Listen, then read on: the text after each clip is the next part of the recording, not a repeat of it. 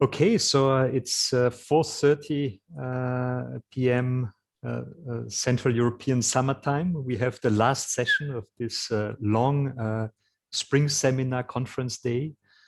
I'm very honored that we have a most distinguished panel here with us. We want to discuss nothing less than Eastern Europe in the 2020s, and we want to focus a bit more on the countries that are outside the European Union, Western Balkans, Eastern Partnership countries, where possible, maybe even all the way to Central Asia, South Caucasus. Let me introduce briefly our distinguished panel. We have here with us Stefanie Eble. She is regional resident representative at the Office of the Western Balkans of the International Monetary Fund. We have here with us also Velina Tchakarova. She is director of the Austrian Institute for European and Security Policy. And we have, last but not least, also with us Ivan Vejvoda. He's permanent fellow at the Institute for Human Sciences. So thank you very much for joining us. Also, thanks to the audience for joining us after such a long conference day. The idea is to have some brief 7-minute statements by each panelist, and then a round of discussion. I have also a few questions to our panelists, and then we could enter into a general Q&A session. You have here a chat function where you can enter your questions and or comments. So please let me start maybe with Stefanie, and I would like to ask her what, in her perspective, are the main economic challenges for Eastern Europe in the 2020s. First, thank you very much for inviting me to this very interesting discussion at the Vienna Institute for International Economic Studies. So before moving to the 2020s, let me focus on the short term, and also let me give you the reason why. The reason is that there are important short-term challenges that must be addressed now to avoid damages to the economy and thus permanent output losses that will carry through the medium term. And these are, in order of priority, ensuring the rollout of vaccines as part of economic policy, which has been challenging in some of the Western Balkan countries, continuing to support aggregate demand through monetary and fiscal policies, and given limited fiscal space, it is essential to ensure increased targeting to viable businesses and the most vulnerable. And then third, putting policies in place that support a smooth transition of workers and reallocation of capital to expanding sectors, such as, for example, retraining of workers and well-functioning corporate and loan restructuring frameworks. And fourth, preparing policies that support the recovery and the transition to green and digital economies.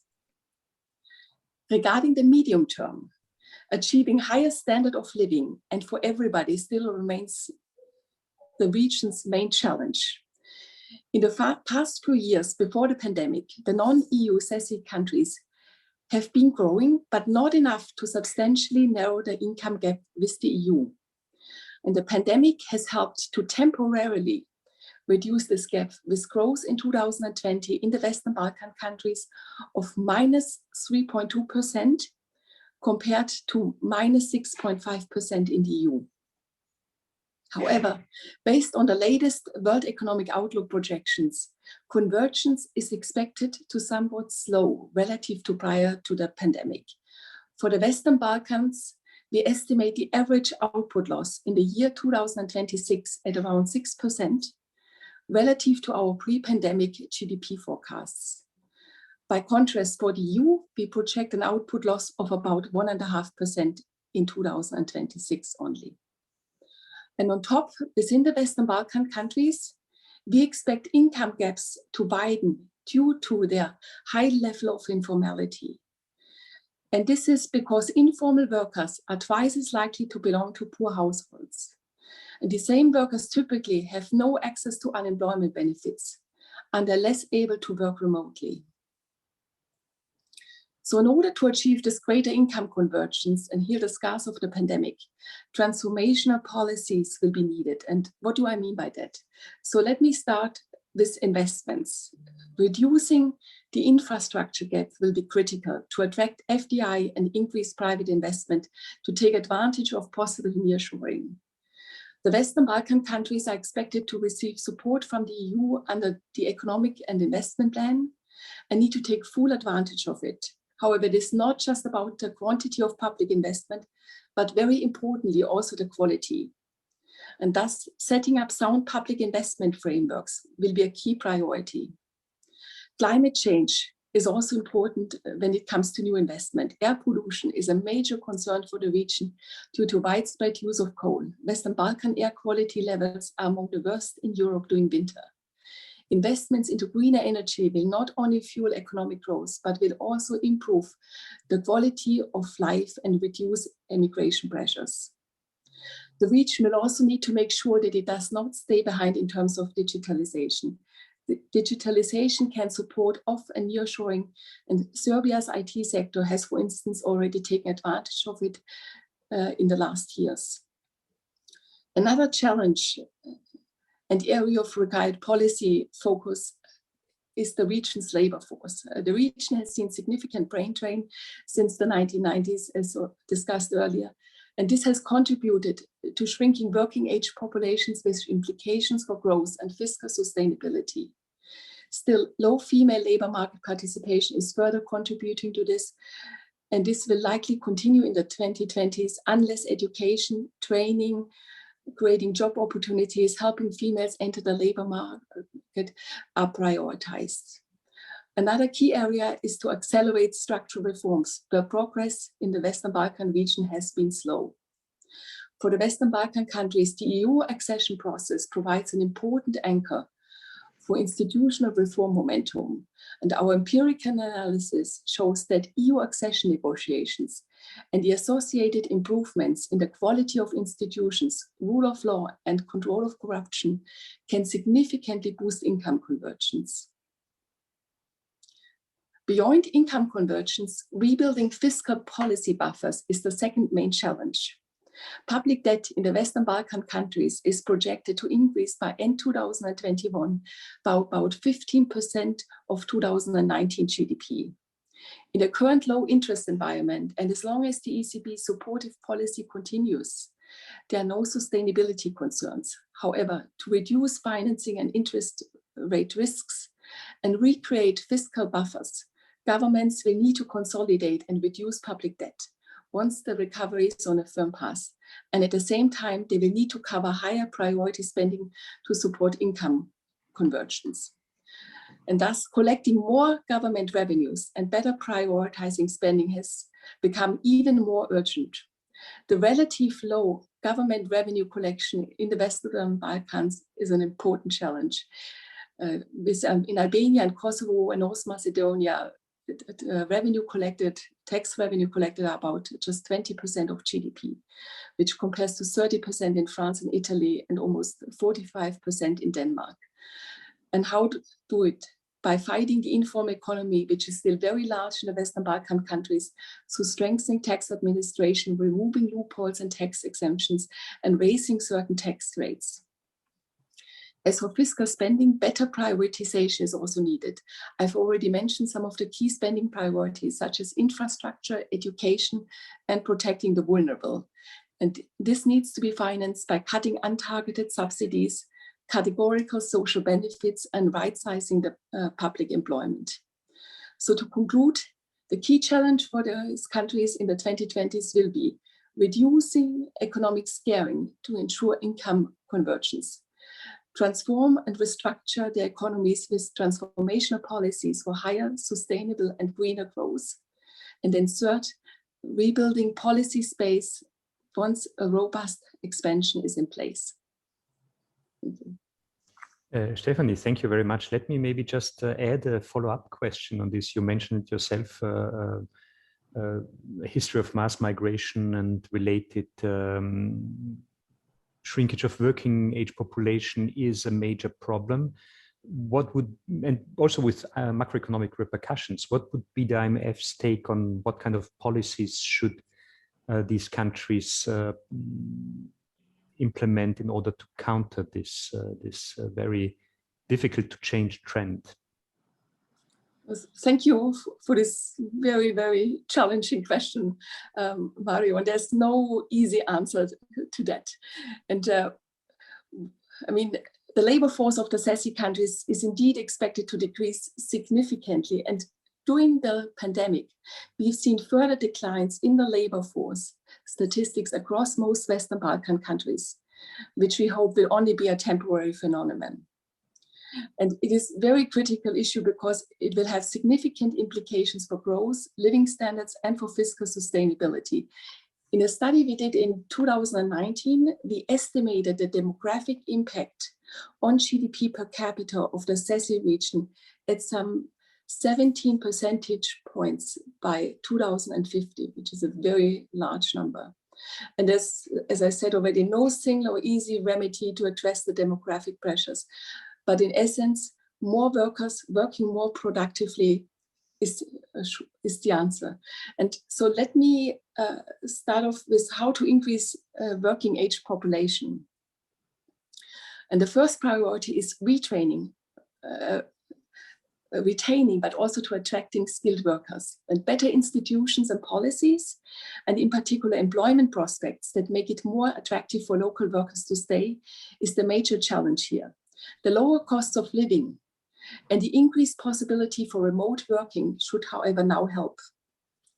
And with respect to attracting skilled workers, most CESI countries do not yet have a long-term strategies for inward migration, such as communication of job opportunities with the diaspora abroad. And during the pandemic, many immigrants have actually returned home. So this might be an opportunity to again establish such links. And there's considerable room to increase labor participation and employment rates, especially of women and older workers. Increasing female employment will require investment in their education, more flexible work arrangements, including part-time work and unpaid extended parental leave, and affordable childcare. Also, increasing the retirement age will be critical. While many Eastern European countries have increased the statutory retirement age in the last years, the average retirement age remains still some 4 to 5 years below Western Europe, because the transition to the legislated changes is a very gradual process. There still remains differences between male and female retirement ages in some countries, and the statutory retirement age is often not indexed to longevity. And importantly, there are still far too many early retirement exemptions. Last but not least, higher fertility rates would obviously also be a way to raise the working age population. And many CESI countries have experimented with this, but financial incentives to boost fertility have not proven to be very effective. And beyond increasing the workforce, it's equally important to improve the productivity of the existing workforce, especially the older one. And this can be done through increasing human capital, by improving education and adult retraining. And on the other hand, policies to support private investment into physical capital are essential. However, when it comes to automation, the evidence is mixed. In some countries, automation has supported higher employment and raised incomes. In others, it appears to have displaced workers. And then a second major concern of aging societies is fiscal sustainability, because aging populations will substantially increase demands on healthcare resources and pension spending, while at the same time the working age population that finances this through their taxes and social security contribution payments decreases.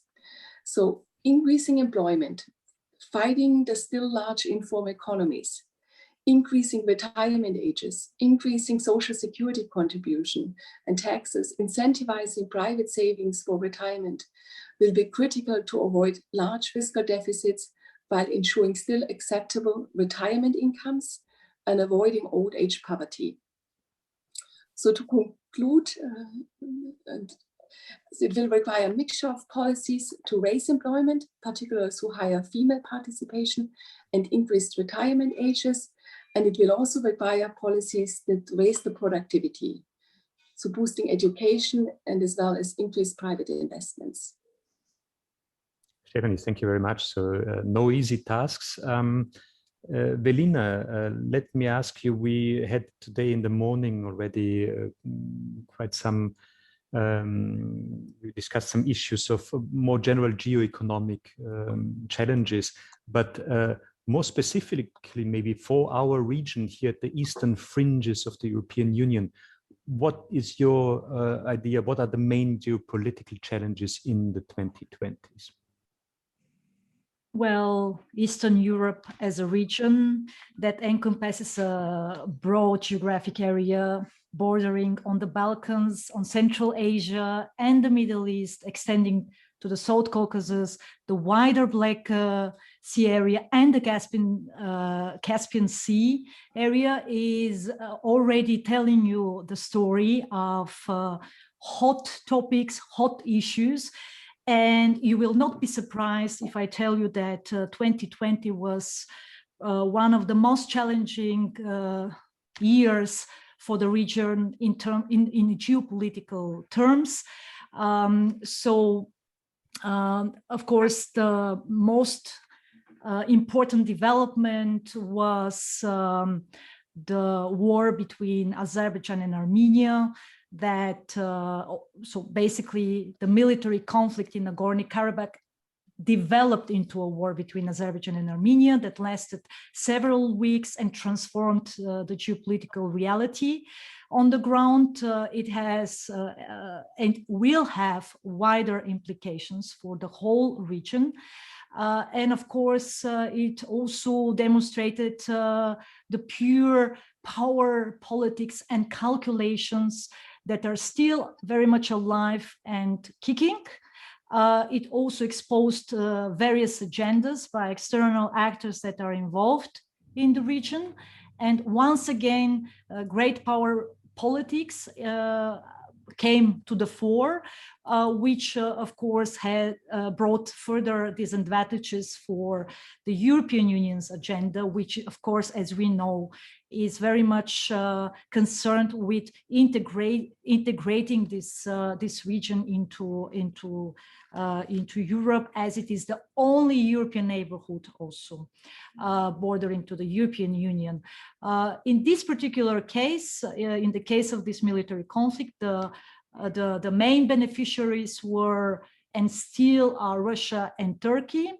But also smaller actors, such as Azerbaijan, could achieve certain national objectives and goals, unfortunately, by military means. So once again, we saw that it's not just about power politics, but it's also about using military instruments and applying power politics to solve problems, which is contrary to the agenda of the European Union and to the idea of a more normative approach, and is, as I said, the most significant geopolitical development for 2020 regarding Eastern Europe. So Russia, following the war, Russia could obtain some leverage on Azerbaijan, which prior to that sought to play a balancing act between all external actors, so not really taking sides between the European Union and Russia and Turkey. But in this case, the war also led to a further increase of Armenia's security dependence on Russia. And Turkey has now also a greater role in South Caucasus and a broader Caspian area, which also means that it will also impact the relations as seen from the European perspective. And of course, I always have to stress that more or less I'm doing this analysis also as regards the implications that the developments have for the European Union as an actor. So as a result, now in 2021, we are moving more or less towards new status quo in South Caucasus, and also as we also witnessed as regards another burning issue, another hot topic, which is the military conflict in eastern Ukraine. This one witnessed another escalation at the beginning of this year, but it had already its prehistory from the previous years. And of course, it also means that following the escalation from March this year, Ukraine once again has witnessed a very troublesome relations with Russia. And this also coupled with the, I would say, failed geopolitical rapprochement on the side of the European Union and on the side of certain European Union member states, such as France and Germany, from last year and from the beginning of this year towards Russia to normalize relations with it would also mean more troubles for Eastern Europe, because the leverage for Ukraine will further shrink, and Ukraine is desperately in need to build up a solid counterweight to Russia's not just military foot on the ground, but also the overwhelming impact that it has on the country in all other possible means, given the disinformation, cyber campaigns, financial and economic pressure, and diplomatic measures, you name it. Now, another country in the region, in Eastern Europe, that witnessed big tumults in 2020 is Belarus, which actually saw the largest protest movements starting immediately with August 9, following the election, the presidential election, that was officially, according to the Belarusian, President Lukashenko won legitimately, but this was of course not the case, and the European Union and European Union member states immediately reacted to the forged election results, and as I said, this unleashed also large protests in the country that are still ongoing.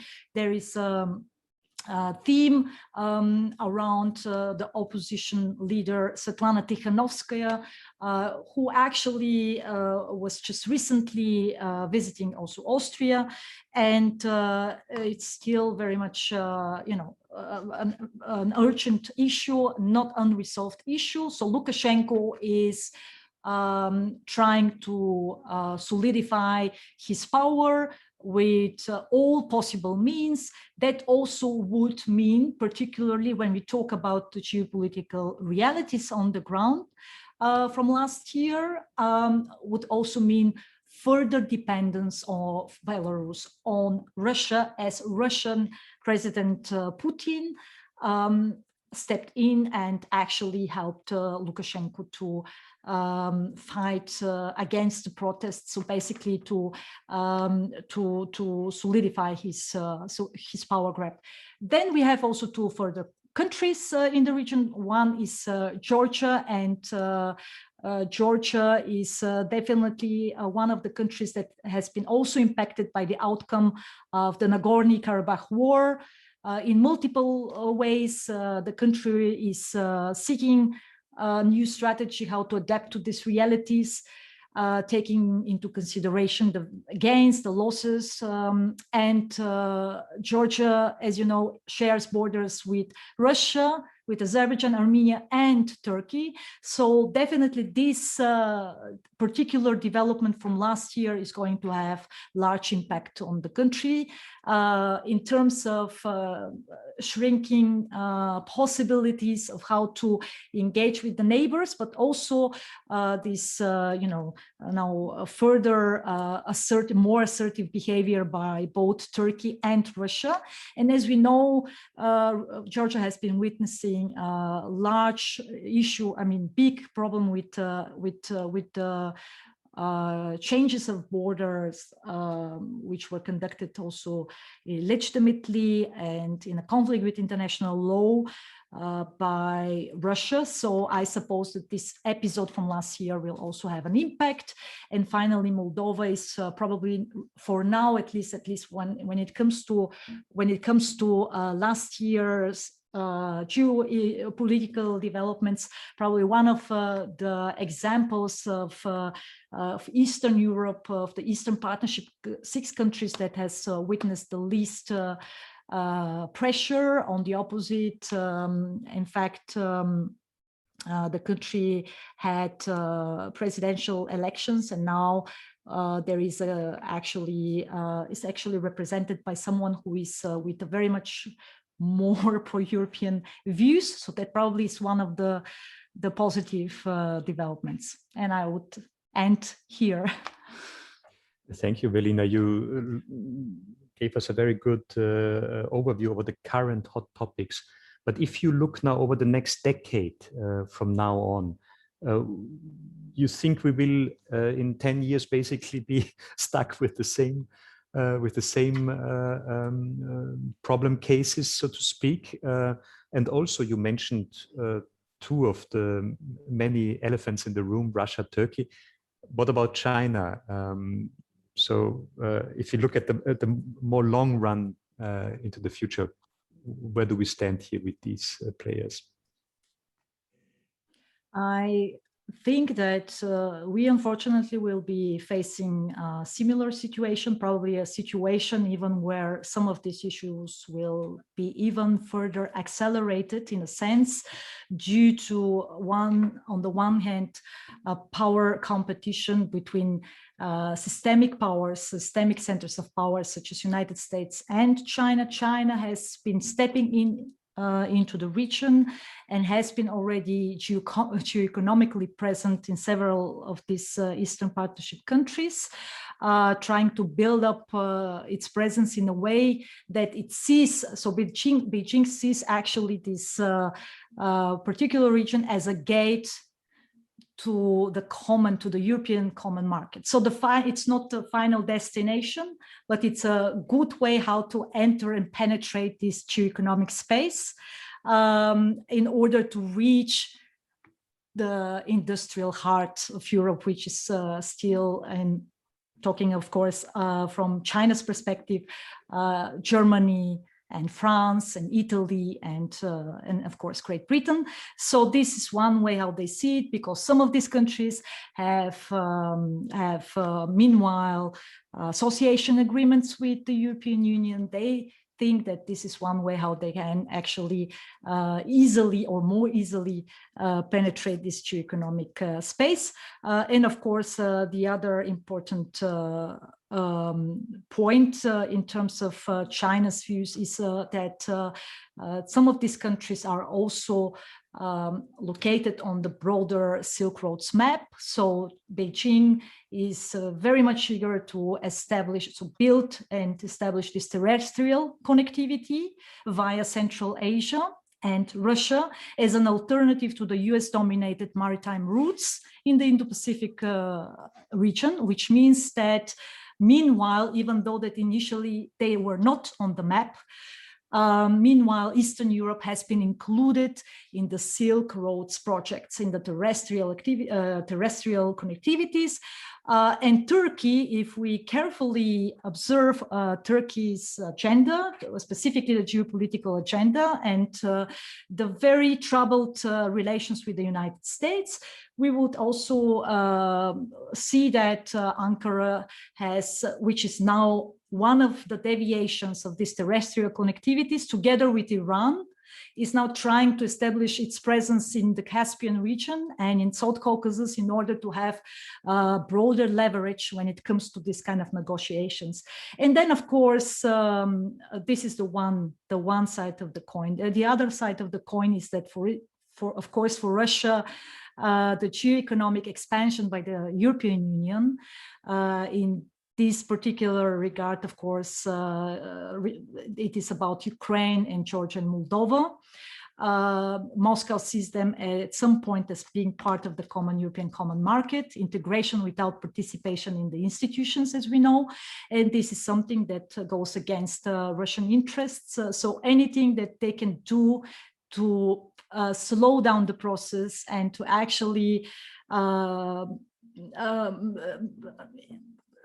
create troubles in order to not let these countries join any European, or if you like, Euro-Atlantic initiatives, is going to be used without, without considerations for the means. So that means, of course, the broad spectrum of instruments and tools that we've already seen in application by Russia from the last 20 years. So this is going to happen in the next 10 years from now. Why? Because the influence of Russia has been shrinking. This is a very important conclusion from the last 10 years. However, in the areas of influence which Moscow has still keeps, this influence, these areas have been consolidated. So shrinking influence, but at the very same time, more assertive, more aggressive behavior, specifically in these areas of influence. And you have to look at Eastern Europe as part of this vertical expansion of geopolitical interests by Moscow, so which is contrary to the horizontal expansion of geopolitical and geoeconomic interests by Beijing. Because for Russia, Eastern Europe is just part of this vertical, including the Arctic, the Baltics, South Caucasus, Caspian, Black Sea, moving to the Mediterranean Sea, and then connecting Africa. So this is actually the way how Moscow is looking at this region. Contrary to the one that Beijing is actually trying to establish, which is this horizontal expansion via the Silk Roads. So this, of course, means that the European Union will be witnessing a challenge in a way that we have to reconsider how we are going to build up our presence. On the one side, it's about the successful geoeconomic formula that we've applied during the enlargement from the last 30 years. And it's, I think, still the most successful geoeconomic outcome for the European Union, the Central and Eastern expansion. So this formula works, coupled with the normative approach. But I think what it wants, so it's a necessary condition, but I think it's not going to be the sufficient condition. That means that we will need an additional layer to this approach that will include also a military dimension. That means at some point we will have to also protect, and we will have to also think about how we protect allies, partners, and presence in this region. Thank you very much. So many more hurdles to European integration.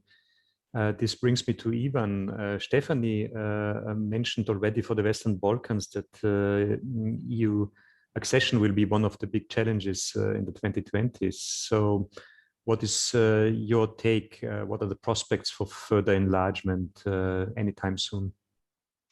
Thank you very much, Mario, and great to be with great colleagues on this panel and on this day with your institute.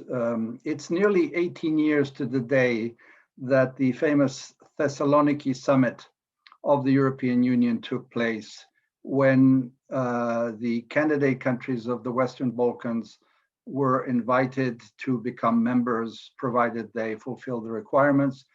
And in the famous words of Romano Prodi, they will join without ifs and buts, of course, provided the conditions are met. 18 years down the road, and we heard very well in the very good keynote speech this morning that, and I agree with that we should maintain this policy, and the EU has never reneged on the pursuit of enlargement, with, as the famous statement goes, is one of the most successful policies of the European Union. To put it in one word, it's about the credibility of the European project. Enlargement is about the credibility of the project. And as Stephanie said, it's about anchoring this region, and it's about the credibility of the EU itself. I like to contest the word fringe of the European Union. I call it the inner courtyard. The Western Balkans are completely surrounded by EU member states and NATO member states. And in fact, 3 of the countries of the Western Balkans are NATO member states, Albania, Montenegro, and recently North Macedonia. And of course, it's very important that these countries all nominally have as their strategic goal EU accession and NATO accession, except Serbia. And so we're talking about, again, as our keynote speaker said, you need 2 to tango in this affair. I always say it is the responsibility of these countries I come from Serbia and my country, to do the homework. 90% of the burden is on these countries to show their willingness to adapt and comply with the acquis communautaire, with the rule of law, with the fundamental rights, and with, very simply put, the tenets of liberal democracy, which is legality, plurality, and publicity, a open public space. On the other hand, as was said this morning, there is reluctance and fatigue. We've heard this debate endlessly about adding 6 more countries to that table now of 27 in Brussels. I like to joke that there will be work for the carpenters in Brussels to add 6 more seats, let alone the whole issue of translation boxes, but let's not go into that. And of course, this debate about deepening and widening that we've been having for 30 years in Europe is a relevant one, but I simply say that this has always gone hand in hand. Deepening has gone with widening. And so we need to ask ourselves the question whether the EU is serious about its geopolitics and its geoeconomics. And so I think the prospects, as far as I'm concerned, are there. And nobody has said no to this, except that, and this was mentioned also, we get domestic politics that are sort of the sand in the gearbox that starts making the machine go more difficultly. The most, unfortunately, egregious example of this was when France blocked the movement forward of North Macedonia and Albania after the truly historic compromise that North Macedonia reached with Greece. There could not have been a better moment to send an EU signal to the region to say, wow, you've done the hard work of change. You've done something that's difficult to change the name of your country and a whole set of other agreements. And you were stopped in your tracks because there were local elections in France and President Macron was afraid that for some reason this would impinge. I'll use a light word. Yeah, no, this would have not had any influence. If this had happened, it would have been news on page 17 of any French newspaper. And now we have the additional problem that another member state, Bulgaria, is blocking North Macedonia. And let's not go into all, again, I won't use any words on the arguments that I used here. So again, there are difficulties on both sides. Again, I think the basic argument is that we in the region need to change better. And I think there are some positive elements, and that is the regional economic cooperation and the regional market. One is pushed by the Regional Cooperation Council, which is the inheritor of the Stability Pact for Southeastern Europe that was headed by Erhard Busek, who might be on this call today, and that promotes greater regional integration, which I would boil down to very simply, it's showing and advocating European behavior before you become a member. There's an additional layer to it, what's called, whether we like it or not, a mini Schengen initiative that was initiated by President Vučić and Prime Ministers of Albania, Edi Rama, and of North Macedonia, Zoran Zaev, that is to facilitate trade, so-called green lanes, so that trucks are not stuck for hours at the borders. that we can now move with our identity cards in all the 6 countries and the like. I think this needs to be pushed forward. There's some reluctance on the part of, for example, Montenegro and Bosnia. They think that this is somewhat of a ploy of Serbia to sort of take control of the region. I would say that those are not serious arguments. And in fact, the Sofia summit of the Southeast European Cooperation process actually signed an agreement where everyone subscribed to the regional cooperation. So, you know, it's a mixed picture. Angela Merkel 2 years ago that the region is moving at a snail's pace, and I would agree with that.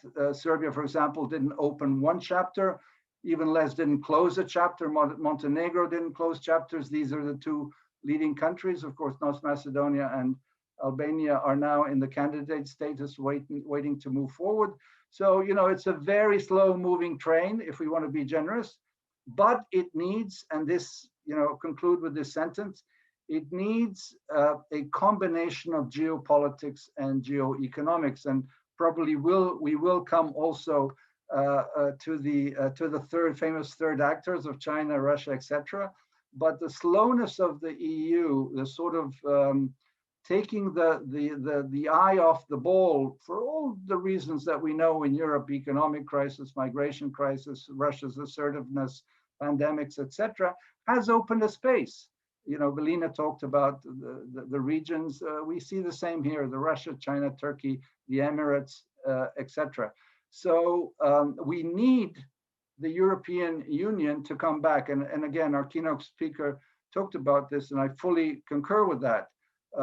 In the latest meeting that President Vučić had 7 days ago with all the key leaders in Brussels, Ursula von der Leyen, the president of the Commission, announced a very big investment to build a high-speed rail connection between Belgrade and North Macedonia, which is in fact the famous Corridor 10 that links Turkey and Greece to Western Europe. This is the fastest connection, whether by highway or by railroad. And I think this is a good sign.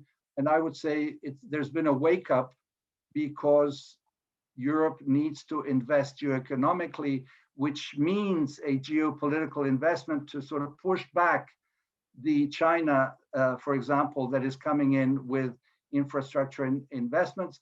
And finally, we need infrastructure investments. I want more highways in my country. I need a bridge, or a second bridge over the Danube in Belgrade. Why isn't the EU making these investments through the EIB, EBRD, World Bank, IMF, etc. investment? There's been an open space where China has simply walked in. Thank you very much. Yeah, so there are at least some signs which might be evaluated as positive. You mentioned also democratic standards as being preconditions for accession. How do you see the evolution of these standards in the region? More recently, there are some autocratic tendencies. Is this just some sort of a hiccup thing, and there will be always some development going also again in the other direction, or is this something we have to fear over the next decade to Mario, becoming even more important? Yeah. Democratic standards and democratic values, rule of law, basic human rights are fundamental. This is the be all and end all. You know, we can advance economically like a China and, you know, remain undemocratic, which is absolutely not what anyone serious wishes for the region. Clearly, all the kind of crises that have hit the world and thus Europe as well and the region have affected political dynamic, because the kind of you need to keep the feet of these people to the fire on the acquis, on the rule of law. And that's why famous chapters 23 and 24 of the accession process are so fundamental. Josep Borrell a week ago said to President Vučić very clearly, you know, it's about the rule of law. You need to show progress on rule of law. You need to show more alignment with the foreign policy of the European Union, and you need to work more aggressively or more robustly on the normalization of relations between Serbia and Kosovo, which is the key unresolved issue of the region.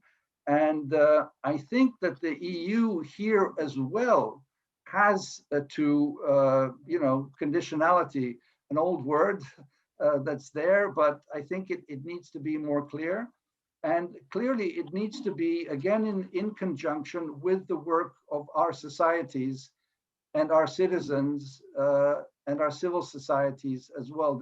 We as citizens need to push from below to ask what we all want is, a dignified life within a system where the rule of law reigns, and that allows for a public space where people can voice their divergences. And that's what democracy is about, is a conflict of opinions that results in some kind of addition. So to your specific question, yes, there have been authoritarian tendencies. There have been tendencies to control the mainstream media. It's not that we don't have certain free media. There's social media, so anyone who wants to inform themselves know what's going on. We have very good, robust, courageous, investigative journalists who are often actually the point of criticism by the regime and by kind of informal groups. We celebrated freedom of media the other day in the world, and this is sometimes worrying that some journalists are being attacked, and the government doesn't like criticism. What's new? But this is not a reason to curtail the public space so that the voice of the opposition cannot be heard. We are actually looking at what's called a discussion that's sponsored by the European Parliament in Serbia between the opposition and the ruling party to actually see how these spaces can be opened up. We're not out of the woods, that's for certain, but on the other hand, we're not seeing some of the more dramatic events that are happening in a neighboring member state called Hungary, where a university was kicked out, where boards of universities are being taken over, and where a big Chinese university is being built in the capital of that city. So again, here we need to see the complexity of the picture, and I think we need to fight against these authoritarian tendencies. Thank you very much. I would like to invite now also the audience to join us with questions and comments. And in the meantime, also if the panelists have some questions or comments with regard to the statements made by the others, you are invited to join here as well in the discussion. I see Branimir mentioning that we saw several plans for territorial exchanges in the Balkans, one attributed even to the Slovenian Prime Minister Janša. How do you comment these plans? Do they indicate that rewriting maps in the Balkans is a serious option? Would that destabilize the region or stabilize it? Well, I guess probably even I'll take a stab at that. No, I don't think this is well, it might be a serious proposal for the person who wrote it. There are a lot of question marks about the authorship. It's attributed to the Slovenes and to their Prime Minister Janez Janša, who apparently worked with Prime Minister Orban on this. This is all hearsay. I mean, there's been no confirmation on all of this. I think it's very dangerous to even allude to such issues. In a recent interview, I used Shakespeare and said, it's much ado about nothing. But that's a sort of simple kind of answer. It's dangerous to come back to these issues, to even raise them, to talk about finally settling ethnic borders issues. All of these countries have gained their sovereignty and territorial integrity. There's much talk about in fringe radical nationalist circles in various places that Kosovo and Albania should be united. Some people talk about a Serbian world where all Serbs should be in one state. Others talk about uniting the Croatian part of Bosnia with Croatia, etc., etc. You know, these are really dangerous ideas. I don't think that a paper like this can lead to a conference, but I would simply say it draws attention away from the key issues that we were just talking about. You know, focusing on the real hard work of change, of democratic reform, of the issues that Stephanie was mentioning about, you know, how we actually deepen our economic activities, make it more robust, expand the possibility for entrepreneurship. And anyway, these countries depend largely on each other for trade and on the European Union. You know, when we talk about Russia and China, and there's been much talk for various reasons over the recent months and even years, you look at the comparative numbers on who trades with whom. You know, the European Union is, you know, sky high compared to the numbers of Chinese investments or Russian investments. And yet in the public perception, because of ways in which governments, you know, do their PR, people think that China is a bigger helper than the EU. This is nonsense. This is total nonsense, because most FDIs, the greatest part of FDIs and trade, are with the European Union itself. And so a paper, the non-paper that apparently is coming from Slovenia, I think will not make any serious headway. Thanks. There are many threats. Also, Stephanie, people are talking about a potential wave of bankruptcies that might emerge soon. Is there anything these countries can prepare for it? Probably countries within the European Union have better chances to tackle that with all kinds of funds and support. But here we probably have a problem maybe soon. Yes, indeed, an increase in the bankruptcies is expected. And so far, we haven't seen much of it as government measures such as loan guarantees, moratorium bank loans, wage subsidies, and other liquidity support to firms such as tax relief continues to be still in place or has just very recently expired. Actually, the first priority would be preventing bankruptcies of viable firms. And this is where it has to be all the focus right now. Because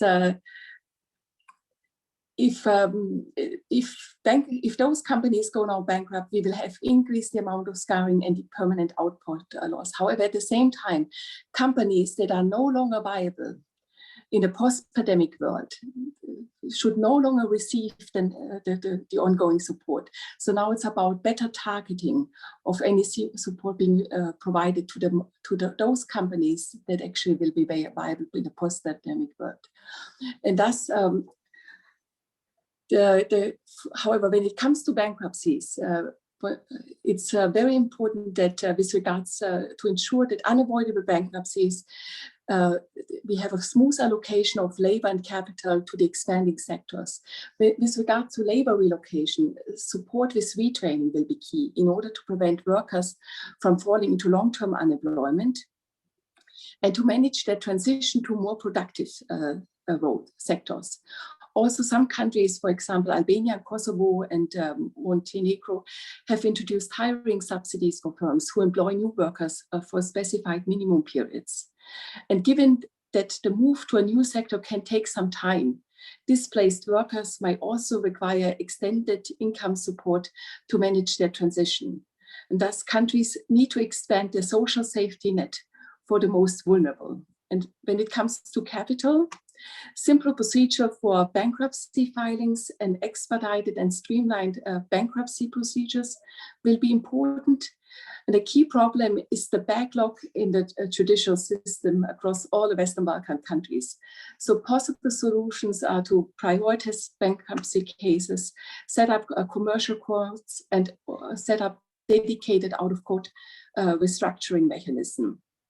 And then also equally important, improvements in the NPL, the non-performing loan resolution strategies to deal with an expected increase in non-performing loans will be important to ensure continued lending to support growth. And this can be done to simpler procedures for restructuring of loans. Also, recent decision to limit bank dividend distribution to protect banks' capital should also help in this regard. And proper oversight by the central bank, actively identifying and managing distressed borrowers, and managing them is more important than ever before. So yes, tackling the threat of bankruptcies, we need to involve two main policy objectives. First, preventing the bankruptcy of viable firms, so continue well-targeted support.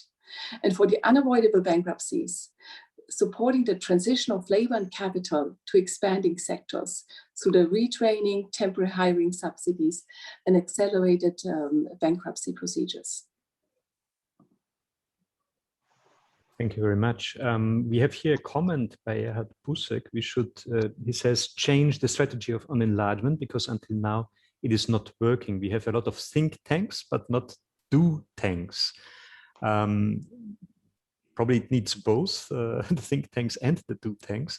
I might mention that we had recently done a study for the Bertelsmann Stiftung where we suggested that maybe in the first step there could be also an accession of the countries in the region to the single market, even without being a full member. And there could be different ideas about differentiated enlargement. I don't know whether, Ivan, you want to comment on that one? Absolutely, very, very gladly. And as usual, Erhard Busek, makes an important point here. Many, and not only I, and I believe not only Erhard Busek, but others, I would say over the past 15 years or since the Thessaloniki summit in 2003, have advocated a more proactive approach by the European Union. We want to accede to full membership. Let's call it the big mansion in a big estate and garden. But why not start bringing us over the wall of the garden and into the garden before we accede to the big full membership, which in practical terms mean let's be sitting at the table on a variety of things and being sort of part of the decision-making process. There's one example which is very telling where these countries were at the table, and that was the migration crisis during the famous Balkan route. That problem and that issue could not be solved without the countries, so these countries were invited to the table in Brussels, in Berlin, wherever the big meetings in those years were happening, and that was not a problem. Why not do the same thing on, I don't know, intelligence sharing on some issues, more on police cooperation or other security issues, or why not, as we've seen, there's been a decision not to invite the candidate countries to the future of Europe debate. I think that's wrong. That's simply wrong. Why not have them sit as observers, at least, to learn to be European, if I can put it as simply as that, as were countries when the treaties were being negotiated under Giscard d'Estaing, Giuliano Amato. Then the candidate countries were sitting in the audience. And I think there are a variety of issues that can be dealt with. On the other hand, to come back to the civil society issue, there are things that are happening bottom up. Our colleague from Greece, Ioannis Armakoulas, has talked about this great initiative between the youth, certain members of the youth of Greece and North Macedonia, who are implementing what is in the Prespa agreement, but that the government of Greece does not want to implement yet. So what happens? These young people got up and said, we're going to do it by ourselves. And so civic engagement is the do tank, among other sort of do tanks that are out there. The others are businesses. The business people are probably the most reasonable, the most realistic, who understand the benefits that come from being together, from joining forces and joining hands. The chambers of commerce, for example, of Serbia and Kosovo are working very closely, but also the others in the region. The bringing down of barriers are what business people and what businesses want. There are capillary things that are happening in all of those areas, and I think they are the ones that we should be sort of inspiring to push and to do as the thinking continues in the think tanks. Yeah, probably the productive business sector is not big enough also in the region. I think Stephanie also mentioned here things.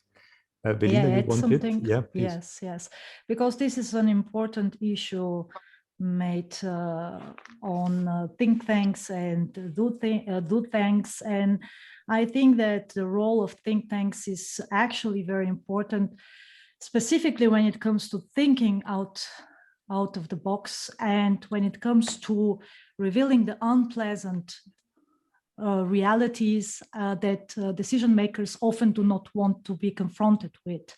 And in fact, it's not up to the think tanks to do, but it's up to our decision makers, who very often talk the talk, but do not walk the walk.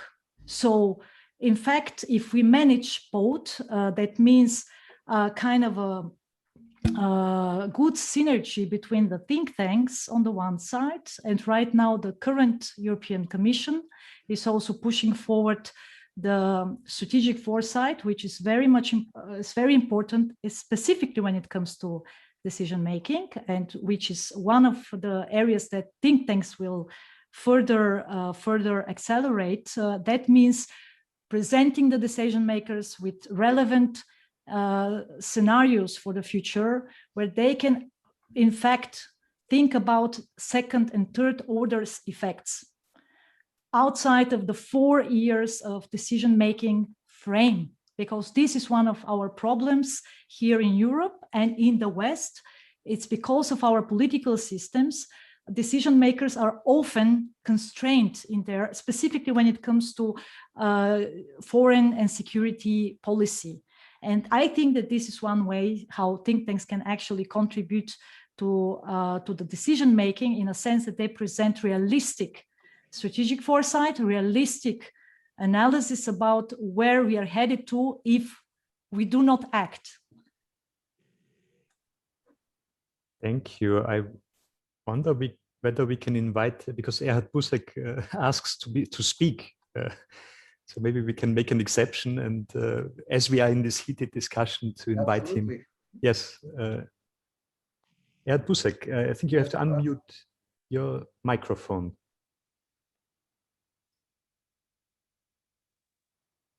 Now it works. It works.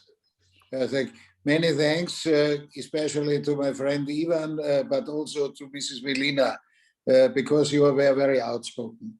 I'm not criticizing things, thanks. They are extremely necessary. The real problem is where's the bridge from think tank to do tank? And there's nothing happening. I think we are discussing that Monsieur Michel is sitting on a chair in front of the Turkish president, and Mrs. von der Leyen is only on the sofa, and so on and so on. Forget this. I think we must be really more radical in a real sense what radical means. We have to go to the roots. Ivan rightly mentioned the Thessaloniki European Council with a decision, but in 18 years, nothing has really happened. Oh, we have every year reports, written what is missing, and so on and so on. But this is no energy. It's lost energy. I think I would make a very primitive proposal. Let's take in the Western Balkan countries totally politically, that they are sitting on the table and they are recognizing what obligations are existing and pushing them and assisting them to fulfill the conditions step by step on the different fields. I fear that the solution, putting them in the economic area alone, is not enough, because then we will immediately understand what is a legal situation and. I think that's too complicated, because the European Union is now very complicated and for sure not easy. Look to the thick books which are written in front of every enlargement, what is to fulfill. I think I was in the government as Austria had to fulfill. The difference from this time to now is huge. And I think tons of paper, and I think problem is not the paper, are the persons understanding here. I think I'm in favor, let's take them in, because we have one danger, I have to say it completely. We might lose European Union and Europe by this way. because it's quite clear, and I'm really in charge in these areas. The Chinese are overtaking. The idiots from the European Union are paying for the highways which the Chinese are building. I think you can't be more silly as we are in this context. I think concerning the railway connecting through Belgrade, Budapest, I think it will be done by the Chinese, and the Russians are interfering and so on and so on. Where is the European Union? This is the do tank which I'm really missing. And I thought a more energetic discussion. We are all too friendly and too polite. And I think that's not really helping. I think if you were listening exactly to the Madame Velina, therefore I very much appreciated what you said, and to my friend Ivan Vejvoda, we have a lot of wars really existing, touching us. From cyber war, I think we can add also a lot of things going in this direction. I think we need an awakening call. I think we are getting always more softer and weaker and friendly, and we should not harm everybody and so on and so on. I think that's not the right way. We can follow the human rights, but we cannot create the conditions that the human rights are really existing and are realized. Here I'm asking for more aggressiveness. So my provocation to think tanks is make provocations in the direction of the do tanks. I think we shall fiddle on the nerves of the governments of the member states and of the European Commission and the European Parliament. Beg your pardon, so far, to make it as short as possible. Thank you very much for the provocation. Yeah, I think well taken. We will try to provoke also the governments a little bit more. But Velina, I think the sofa gate is still a symbol, from a symbolic point of view, an important issue, no? Well, I cannot but agree with Mr. Busek. And if there is one person who is never diplomatic, that is me. So I can immediately jump into this actually discussion by claiming that if the European Union were this geopolitical actor it claimed, it would have done exactly that what Mr. Busek suggested, not out of geoeconomic considerations, but out of the long-term geopolitical implications it seeks to prevent, namely giving the Western Balkans this integration push without all the institutional complexity that has added following the last enlargement waves. And I would go even a further step by saying that even association candidates, so countries such as Ukraine, Georgia, and Moldova, that have signed association agreement and deep and comprehensive free trade agreement with the European Union, and that would mean basically European integration without political participation, so participation in the European Union institutions, even they should actually receive an enlargement, so a real integration option, which will give push to their political elites and will send a clear message. And I will go even a further step by claiming the following: if the European Union will never be a geopolitical actor without the readiness for using military power in its direct eastern and southern neighborhood. And that is the reason why actually other external actors have penetrated our common neighborhood. So when it comes to doing, not just suggesting, one possible way would be to think about public-private partnership in which basically a battle unit is what meanwhile is called security, private security company. In our case would be public-private one being controlled by a consortium where actually soldiers from not just European members, but also from the member candidates, so European member candidates from Western Balkans and associate countries from Eastern Europe can join on a free voluntary basis, will be given options for them and their families to pick, for instance, a country of residence if they like. And we establish a real battle unit, not the ones that we have on paper, but real battle unit that we collectively agree, which is not going to be controlled by the European Union institutions, nor by the European Union member states. So it doesn't become the next tool by Germany or France or any other too powerful member state, but it's going to be controlled by consortium agreed to be only deployed in southern and eastern neighborhood, in the direct neighborhood, to provide a real military tool by which we also have a saying on the negotiation table. Because let's be honest, we, as Ivan also pointed out, are the largest contributor to the Western Balkans. We are also the largest contributor in terms of macroeconomic finance to the Eastern Europe. And still, we are very often not even on the negotiation table when it comes to important geopolitical developments. This was the case, for instance, in Eastern Europe with Nagorno-Karabakh. The war was mediated by Russia.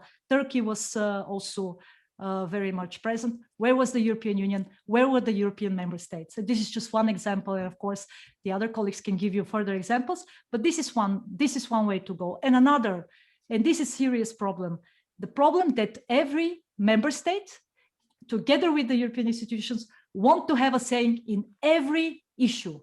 Instead of agreeing on splitting the roles and splitting the functions among the member states, finding out what the strengths are, where you can really contribute with knowledge, with historical experience, with profound know-how. Everyone wants to be everywhere. And this is exactly the problem we are facing right now, that a diplomatic fiasco was absolutely avoidable in Moscow in February. Just to give you again one example, when Borrell went to Moscow, many member states warned exactly what was about to happen. But once again, it is this collective approach, this, so to say, unexistent coherent approach, that we want to do things no matter what, instead of actually delegating competences to certain regional portfolios. And I think that this would be one way of how to create functionality between us. And in fact, this will increase the coherence instead of these artificial coherent approaches that we have on paper, but are not functioning in reality. Thank you. Speaking about force, Filip Sasic mentions that we have been talking a lot about all kinds of relevant actors in the region, but not yet about the US. What can we expect from the Biden administration? Well, yeah, that's very good. And thank you, Philip, for raising that. I was going to mention the US, but trying to keep to the time, left it out. This is a crucial moment. Obviously, no need to go into the sea change that occurred with Biden's victory in the US and the sort of relaxation of the transatlantic atmosphere and the renewed commitment to close ties with Europe, and obviously the visits already by Anthony Blinken and obviously by President Biden soon have been important, and of course the renewed commitment to NATO. So with regards to the specific issue of enlargement, I think there will be a renewed push by the United States giving the European Union the lead. This question is called unfinished business in Washington until Europe is whole, free, and at peace. And in the conversation that President Biden had with Chancellor Angela Merkel in the early days, the Balkans were mentioned as an issue. Clearly, as we've said, and as was said this morning, this is not a priority, but again, in the large scheme of things, it is important given the activities of Russia, China, and others in the region. So I think it's fundamental to understand that without the United States, however one would want the European Union to be able to do this all by itself, it won't happen without the United States. I would add in particular on resolving the Serbia-Kosovo issue. So this is an important element to the discussion that we've had. And I'd like to add to what Erhard Busek and Velina have said. The whole idea, and there was talk about this morning, of strategic autonomy of the European Union, which is another way of talking about the importance of geopolitics in Europe to have its say and to be more flexible and agile in confronting these issues. Velina mentioned Nagorno-Karabakh, but where's the European Union in the Syrian crisis? I mean, this is the fringe of the European Union. The Near East is the immediate neighbor of the European Union and of NATO, by the way. So I think that if the European Union is serious about itself, it has to address these issues. Yes, the hard power, is being tackled. We need the battle group. PESCO is a good beginning. It's not enough. I can't remember which author said, the European Union was created in a herbivore world, and now it's a carnivorous world, and the European Union needs to adapt from eating grass to eating meat. Thank you. Let's return also to the economic challenges. Again, there is a question by Thomas Lacik regarding, Stephanie mentioned different, basically support to viable companies only. So how exactly would it actually be possible after COVID to distinguish between viable and non-viable companies? So this is a very challenging issue, which actually is now on the top of the agenda of many, many countries. And it is even more difficult issue for countries with weak governance. And this is also why at the beginning of the pandemic, universal support was given to everybody, because it is not an easy issue to distinguish. And at that time, just the speed was important of making sure that the companies will stay and survive. It is clear, of course, to identify zombie companies. And these are companies that had already repayment problems beforehand, had increased in non-performing loans, had tax arrears, and were over-leveraged. But the more difficult thing is actually to distinguish which companies will not be viable in the new world. And this, I have no answer to that. There's a lot of thinking going on right now on how to systematically approach this, especially to guide countries that have a weaker governance framework, to make sure, not that companies that will not be viable will be benefiting from large-scale government support. And an example I'm just thinking is, let's take an investment company that has been managing offices. How much office space will we need in the new normal? It can be viable, but of course there will be less demand for it. So it's a very, very difficult issue, and actually also the IMF is putting a lot of thinking in this right now. No easy answers. There is another question by Michael Landesman, I think very interesting. He says we have to make preparation for different scenarios, like we were unprepared for regime change in Ukraine. What about scenarios of regime changes in Turkey and Russia? Velina?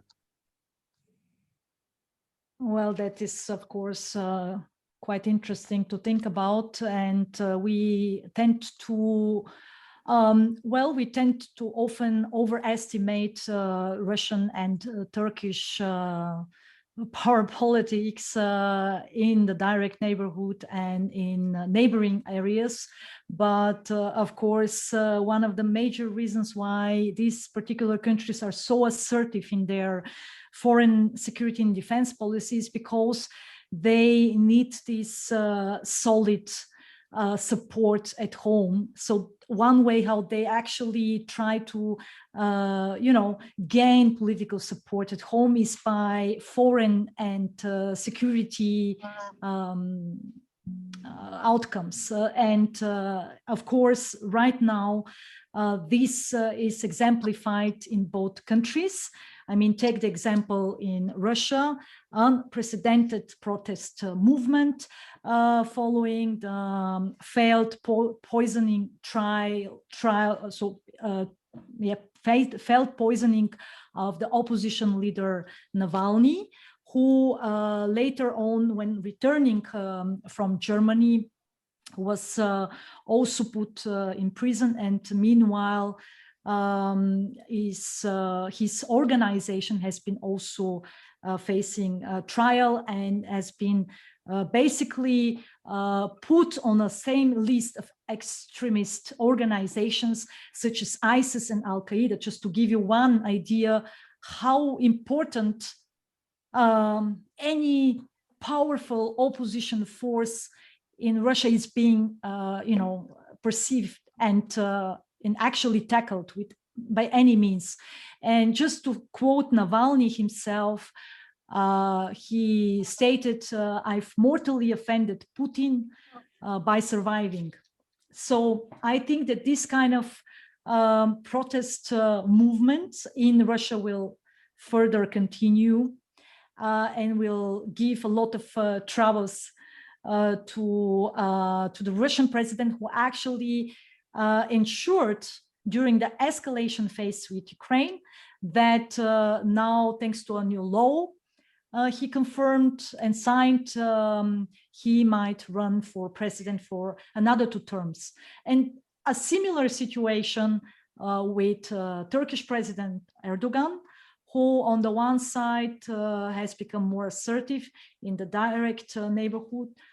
We've heard already about examples in Western Balkans, in Eastern Europe. He has also been facilitating his relations, for instance, with Ukraine, trying to build a counterbalance to Russian presence in the Black Sea area. But then again, a geopolitical rapprochement with Putin, following the Russian involvement in Syria, was this par excellence example how actually, there are no eternal enemies and no eternal friends, only eternal national interests. And given these 2 examples, possible scenarios would be to think about who comes next. So the one side of the coin is how they are going to further facilitate their power. And in Turkey specifically, the situation with the deteriorating socioeconomic repercussions, not just following the COVID-19 crisis, but also following the worst relations with United States, and so on and so forth. And the other side of the coin is what comes next after Putin and Erdogan. Is it more? There are no alternatives right now. So these are just to give you a very basic picture in terms of how possible scenarios can be built about these 2 countries. Mm-hmm. Ivan, do you want to chip in? Or? No, not particularly. Obviously, any serious country needs to prepare for scenarios, and I'm sure that in many big countries, they are looking at, what happens if, suddenly Putin loses power, or Erdogan for that matter. So I'm sure that think tanks partake in this. Some of these things are not published, but I think anyone serious does contemplate it. I think more closer to home, maybe Viktor Orban loses elections, or the Kaczynski's PIS party in Poland. And let's not forget, the capital cities of Hungary and of Poland are in the hands of the opposition. Great victories by Mayor Tchakarova in Warsaw and in Budapest. So there is a foothold for the opposition to prepare next elections. Mm-hmm. There is a question by Georg Rauchenberg on Bulgaria. There might be another round of parliamentary elections. This story about the special relationships with North Macedonia and lack of support for North Macedonian EU accession, will this continue? What is the prospect of this? Velina? The nationalist parties didn't even enter the parliament, so they even couldn't manage, as compared to the previous elections, to actually overcome the 4% barrier. So I don't think that even if in the case of basically a second vote, there will be a major change for them. So this is one indicator that this specific issue was non-topic regarding the elections.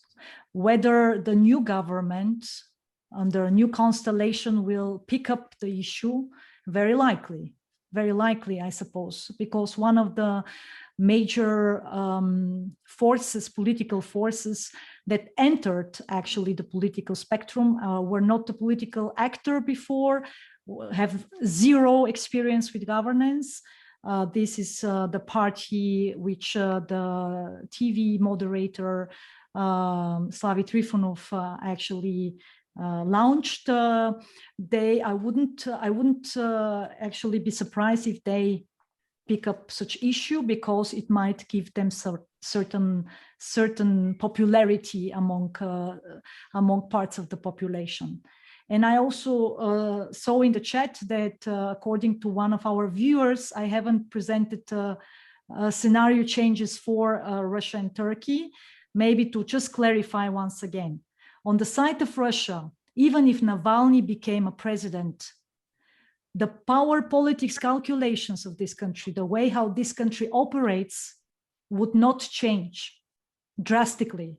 Russia will not become more pro-American or more pro-European, even if an opposition leader just as like Navalny would actually become the next president. There are certain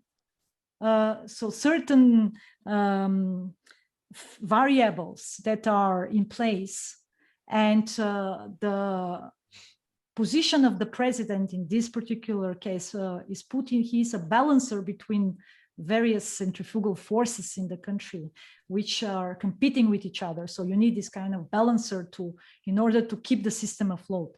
In the case of Turkey, a possible scenario I'm working with is this China, Turkey, Russia axis, also together with Iran, geoeconomic axis, so the Dragon Bear, China, Russia, together with Turkey and Iran, building a geoeconomic space along the terrestrial connectivities that I've outlined in the first part of this panel discussion. So this is one scenario that I'm working with, and once again, I very much would claim that Erdogan would do anything, even joining ad hoc such kind of geoeconomic axis, in order to politically survive, first and foremost, but also in order to expand the geopolitical options of his country. So deteriorating relations with the West are very much on the agenda.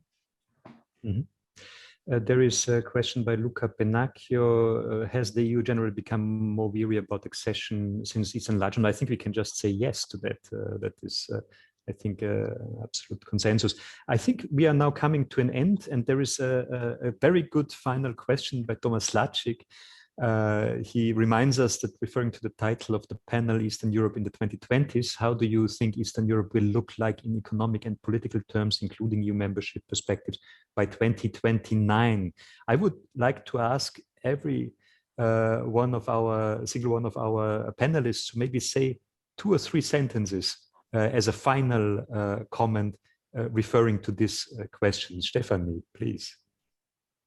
The economic situation in Eastern Europe in 2029. We would hope that there has been a significant amount of income convergence, and that the gap between the countries that are currently outside and the current EU has significantly narrowed. And one of the key factors I mentioned earlier is actually being part of the EU in terms of advancing the necessary reform to support growth.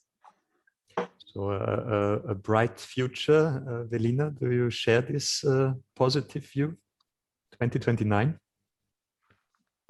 I see the frozen conflicts in Eastern Europe, still very much existent to some extent with escalation phases, some territorial changes. I would not exclude by 2029 Russian military bases in Belarus, but also military presence by the West. In what kind of exact format, I'm not sure as of now, in countries such as Ukraine and Georgia. I would not also exclude the possibility of various regional formats competing already in the region. So still very much European Union regional projects such as the Deep and Comprehensive Free Trade Area, but also the Eurasian Economic Union and Chinese Belt and Road Initiative. So all of them competing over access to geo-economic space, connectivity and infrastructure projects, and